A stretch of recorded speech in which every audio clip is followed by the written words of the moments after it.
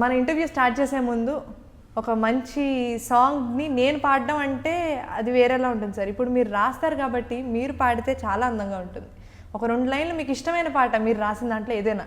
నీ కొమ్మల్లో గువ్వ ఆ గుమ్మల్లో కిళ్ళికు అంటుంది విన్నావా, నీ మబ్బుల్లో జల్లు ఆ ముంగిట్లో పూలు పూయిస్తే చాలన్నావా, ఏమవుతున్నా కానీ ఏమైనా అయిపోని ఏం పర్వాలేదన్నావా, అడుగులు వేయలేక అటు ఇటు తేల్చుకోక సతమతమైన గుండె గనుక.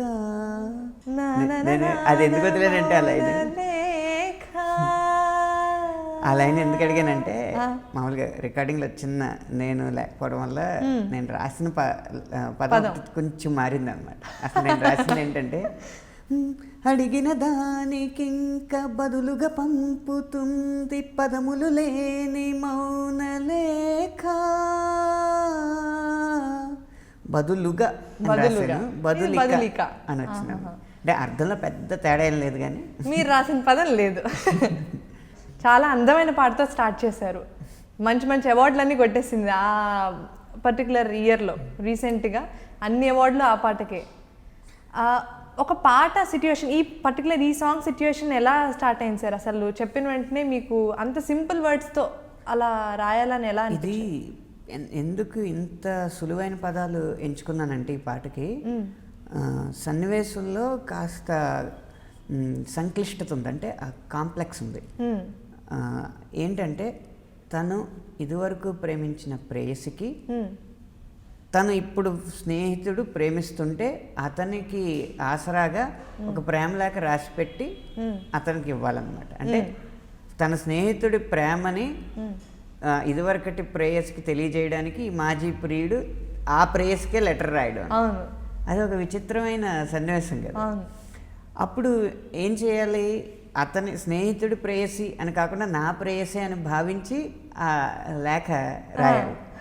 అందుకని మొదట తను చూసిన సందర్భాలు అవన్నీ గుర్తు తెచ్చుకుంటూ మొదట తను ఎటువంటి స్పందన అయితే తనలో కలిగిందో దాన్ని నెమరు వేసుకుంటూ రాసేలాగా ఉండాలి. కాబట్టి అంటే మనకి ఏం సందేహం లేదు అనే వాడుక మన భాషలో తక్కువ ఉంటుంది.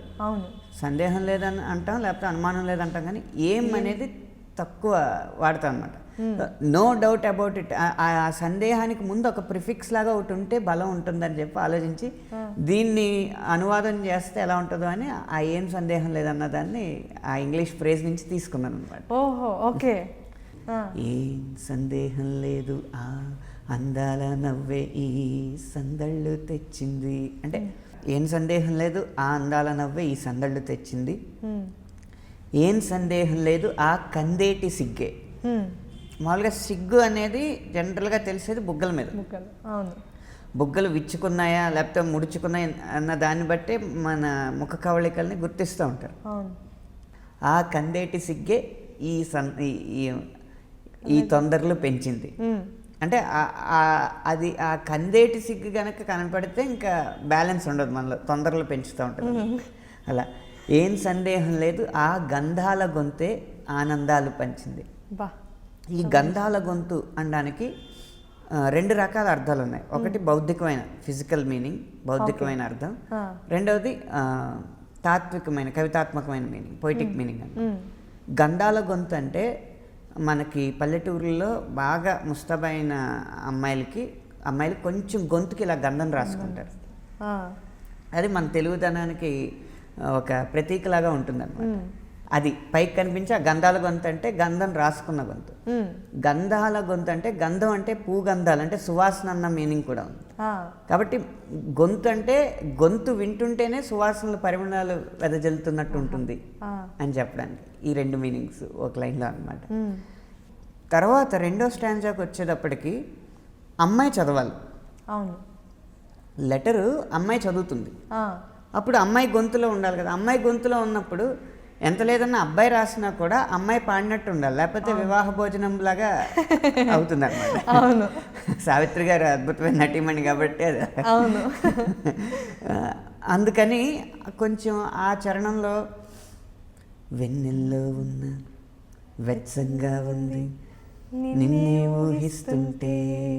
ఆ వెన్నెల అనేది చాలా సెన్సిటివ్ అంశం మనకి, ఒక సున్నితమైన అంశం కవిత్వంలో. అందుకని అమ్మాయి కోసమని ఆ సున్నితత్వాన్ని ఎక్కువ తెచ్చాను. చల్లని వెన్నెల్లో ఉన్నా కూడా వెచ్చంగా ఉంది నిన్ను ఊహిస్తూ ఉంటే, ఎందరిలో ఉన్నా ఏదోలా ఉంది నువ్వే గుర్తొస్తుంటే. ఇది అమ్మాయికి అసలైన లైన్ అనమాట. నా కళ్ళల్లోకొచ్చి నీ కళ్ళాపి చల్లి ఓ ముగ్గేసి వెళ్ళావే. ఎందుకంటే సాధారణంగా ఇది ఫెమినిజం కాదు కానీ, ఫెమినిజమో లేకపోతే వేరే ఏం కాదు కానీ, ఎక్కువగా భారతదేశంలో కళ్ళాపి చల్లి ముగ్గేయడం అనేది అమ్మాయిలే చేస్తారు. అబ్బాయిల నుంచి నేను తక్కువ చూశాను.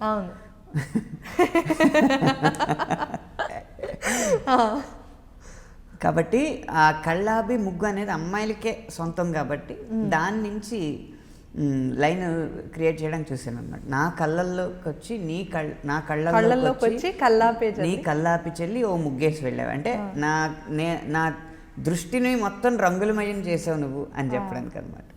ఇప్పుడు లెటర్ రాసి ఇచ్చిన హీరో గతిని చెప్పాలి. ఎవరికీ రాదురా ఇంత దరిద్రం. నువ్వు ప్రేమించిన అమ్మాయి కొన్ని కారణాల వల్ల విడిపోవాల్సి వచ్చింది.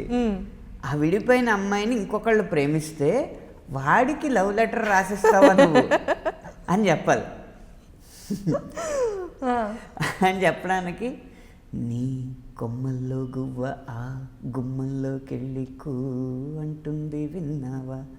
ఈ అందమైన ప్రేమ అన్న ప్రపంచాన్ని అమ్మాయికి పరిచయం చేసింది నువ్వు ఒక కొమ్మ కట్టావు, ఒక గూడు కట్టావు, చుట్టూ చాలామంది పక్షుల్ని స్నేహితులుగా ఇచ్చావు, ఒక అందమైన నీడనిచ్చావు, చెట్టు ద్వారా చిగురులు ఇచ్చావు, పువ్వుల్ని ఇచ్చావు. ఇంత అందమైన ప్రపంచం నువ్వు ఇస్తే నీ కొమ్మల్లో ఉన్న ఆ గువ్వ ఎగురుకుంటూ వెళ్ళి వాడి గుమ్మంలోకి వెళ్ళి కూ అంటుంది.